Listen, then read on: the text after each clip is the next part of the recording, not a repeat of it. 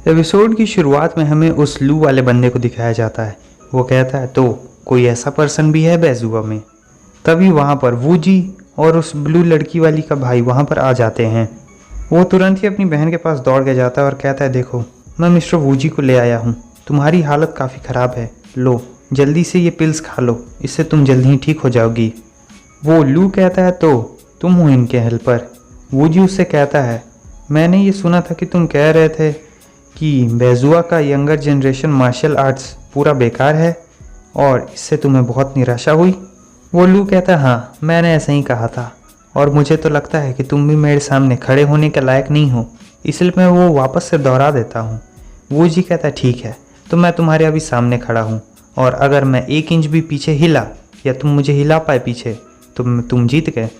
इस बात को सुनकर वो काफ़ी खुश होता है। वो कहता है ठीक है अब मैं अपनी सारी पावर का इस्तेमाल करने जा रहा हूँ ताकि तुम सिर्फ 1 कदम पीछे ना हटो बल्कि तुम हवा में ही उड़ जाओ। बाद में मुझे दोष मत देना कि आखिरकार तुम मारे क्यों गए, तुमने ही मुझसे ये बात कही थी। उसके बाद वो अपनी स्पेशल टेक्निक के साथ आगे बढ़ रहा होता है। सभी लोगों का मुंह फटा का फटा रह जाता है क्योंकि वो पावर बहुत ज़्यादा थी और उसका प्रेशर सभी लोग नहीं झेल पा रहे थे। सभी लोगों को लग रहा था कि ये कोई लेजेंडरी मूव है, लेकिन वूजी कहता है नहीं ये एक नॉर्मल सा शैडो स्नेक पाम है। वूजी कहता है इससे कोई फ़र्क नहीं पड़ता है ये लेजेंडरी अटैक हो या फिर कोई नॉर्मल, क्योंकि रिजल्ट तो हमेशा सेम ही होने वाला है। जब वो दोनों टकराते हैं तो वहाँ बहुत भयंकर प्रेशर बनता है हवा का और फिर अगले सीन में हम देखते हैं कि वो लू बंदा बहुत बुरी तरीके से हवा में ही उड़ जाता है। लेकिन उसके साथ जो उसका दोस्त आया हुआ होता है वो उसे पकड़ लेता है।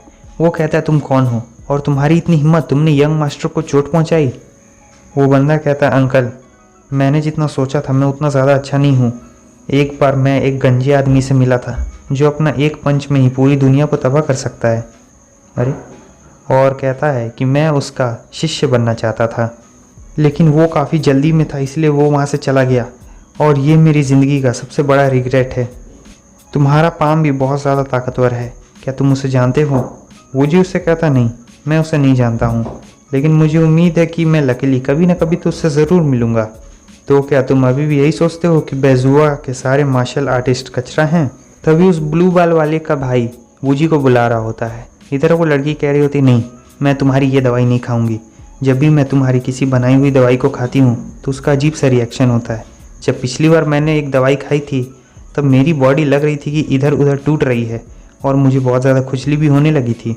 उसका भाई कहता है कि वो बॉडी स्ट्रेंथनिंग पिल थी, उसे खाने से तुम्हारी स्ट्रेंथ अचानक से बहुत ज़्यादा इंक्रीज़ हो जाती है, इसीलिए वो तुम्हारी बॉडी पे थोड़ा बहुत असर करता है। लेकिन वो मान ही नहीं रही होती है। वो कहती नहीं मैं किसी भी हाल में तुम्हारी ये दवाई तो बिल्कुल नहीं खाने वाली। वो कहता है अरे मेरी बात मान भी जाओ, इस बार ये बॉडी स्ट्रेंथनिंग पिल नहीं है, ये रिकवरी पिल है। अगर तुमने इसे नहीं खाया तो तुम्हारी बॉडी पे जो नुकसान हुआ है वो परमानेंटली डैमेज हो जाएगा।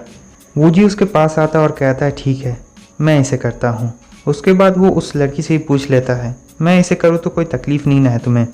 उसके बाद वो उस लड़की के पास जाता है और कहता है तुमने अपनी आप को बहुत बुरी तरीके से नुकसान पहुँचा लिया है, चिंता मत करना ये जल्दी ठीक हो जाएगा। उसके बाद वो अपने मैजिक का इस्तेमाल करता है और अचानक से उस लड़की के सारे घाव भर जाते हैं और वो दर्द भी नहीं कर रहा होता। वूजी कहता है तुम लोग ऐसे क्या देख रहे हो, क्या तुम लोग ये चाहते हो कि मैं तुम्हारी मदद करूं? वो ब्लैक कोट वाला बंदा वहाँ पर आता है और कहता है आपका बहुत बहुत शुक्रिया सर, आपने उन्हें ये प्रूफ कर दिया कि बैजुआ के बच्चे कोई कचरे नहीं हैं और ये वू जुआन, ये आपने इसे बहुत अच्छा सबक सिखाया। वो खड़े बाल वाला बंदा बताता है ये जो बंदा अभी ने मार के गया है वो वू जुआन की लिस्ट में नंबर 10 पे है और यहाँ तक कि बैजुआ की यंगर जनरेशन भी इन्हें नहीं रोक सकते हैं। ये सब चीज़ मार्शल आर्ट्स को और भी ज़्यादा सेंसेशन बना देती है, लेकिन हमारे नॉर्थ स्टेट वॉरियर की रिपुटेशन कम से कम थोड़ी सी तो बढ़ गई है। वो लू कहता है तुम इतने ज़्यादा ताकतवर हो फिर भी तुम्हारा नाम वुजुआ की लिस्ट में क्यों नहीं है? तुम्हारी स्ट्रेंथ सचमुच बहुत ज़्यादा है, तुम इतने ज़्यादा क्वालिफाई हो कि तुम हुआंग फुआंग से भी लड़ सकते हो। उसके बाद वो लड़की हमें बताती है एम्पेरर हुआंग फुआन एक सुपर मार्शल आर्टिस्ट जीनियस हैं जिनका पूरा नाम है HUAXIA और वो अभी तक के सबसे हाईएस्ट लेवल मार्शल आर्ट्स तक पहुँचे हैं, वो भी 2 डिकेड्स में। भले ही हमारी यंगर जनरेशन कितनी भी मेहनत क्यों ना कर ले, लेकिन वो उनके लेवल तक कभी भी नहीं पहुँच सकती है। मगर मिस्टर वूजी उस हुआंग फुआंग से भी ज़्यादा टैलेंटेड हैं। वो लू कहता है मिस्टर मू भले ही बहुत ज़्यादा ताकतवर हो, लेकिन इम्पीरियल कैपिटल अपने कैपेबल लोग यानी जो सबसे ज़्यादा ताकतवर लोग होते हैं उनके बारे में ज़्यादा इन्फॉर्मेशन जारी नहीं करते हैं, उन्हें छुपा के रखा जाता है। वूजी कहता है चलो मैं तुमसे एक सवाल पूछता हूँ, आखिर वाजिया वूजाम में कितने लोग हैं? और फिर वो बताता है कि पिछले दिनों की ट्रेनिंग में वो अपने आप को हुआ वूजियाम से कंपेयर कर सकता है, लेकिन जो वॉरियर्स उनके ऊपर हैं क्या वो लोग भी उस इम्पीरियल जिसके बारे में तुम बात कर रहे हो उतना ही ताकतवर है?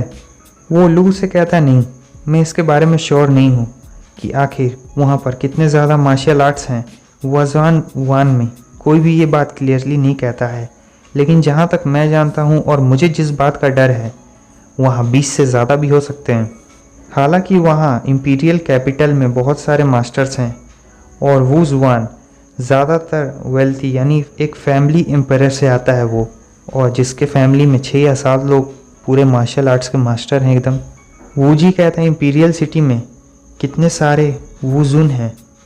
वो कहता है क्या ये तुम इंटरेस्टेड नहीं हो इन सभी चीज़ों में? और ये सोच रहा होता है इस बंदे का पाम बहुत ज़्यादा ताकतवर था और मैं होल्ड बैक नहीं कर सकता हूँ, मुझे इस बात का डर है कि मेडियंस को कहीं नुकसान ना पहुँच जाए। और वो कहता है जो भी ब्रदर मू ने देखा है, जो इंसानी तौर पे देखा है, ना फाइट ना एक्वेंटेंसेस ना फ्यूचर, अगर आपको कभी जिंगनान में आने का मौका मिले और अगर आप बुरा ना माने तो आप मेरे लूजिया में एक गेस्ट के तौर पे ज़रूर आए। इधर वूजी उस लड़की से कह रहा होता है कि मुझे अब जाना होगा क्योंकि मेरी मदर और मेरी सिस्टर मेरा इंतज़ार कर रहे होंगे। वो कहती है ठीक है। उसके बाद वो लड़की वूजी को लेकर वहाँ से जाने लगती है और वो अपने भाई को कहती है कि मैं वूजी को छोड़ के आ रही हूँ। वूजी जाते जाते सोच रहा था ये लोग नहीं जानते कि मैं कोई मार्शल आर्टिस्ट नहीं हूँ, मैं एक कल्टीवेटर हूँ। इनका ये जो लीडरशिप और समथिंग कुछ है जो एक गठबंधन बना हुआ है, मैं अपने आप को इसके अंदर लिमिट में नहीं रख सकता हूँ, मुझे और भी ज़्यादा पावरफुल बनना होगा। और बस हमारा ये एपिसोड भी यहीं पे ख़त्म होता है। एक बार फिर से आप सभी लोगों को हैप्पी इंडिपेंडेंस डे। और अगर आपको वीडियो अच्छी लगी लाइक कर देना, चैनल पे न्यू हो सब्सक्राइब कर देना। यहाँ तक वीडियो देखने के लिए बहुत बहुत शुक्रिया। फिर मिलते हैं आपसे नेक्स्ट वीडियो में, तब तक के लिए बाय बाय।